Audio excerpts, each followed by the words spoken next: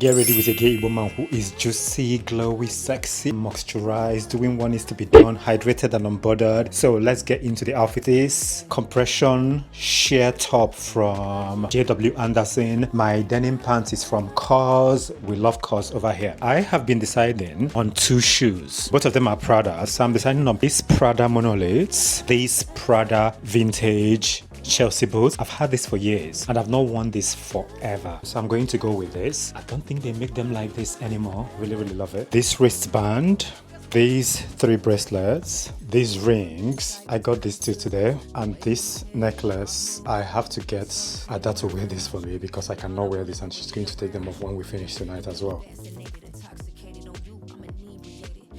Gentleman by Givenchy, Vanilla Cloud from Veleda, Super Milk body spray from Lush,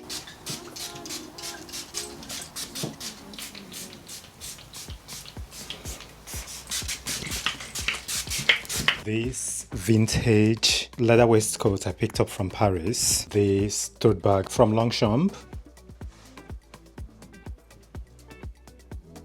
Thank you so much for getting ready with me. If you have watched up until here, let us know what you think in the comment section. Have a wonderful time. I will see you in the next one.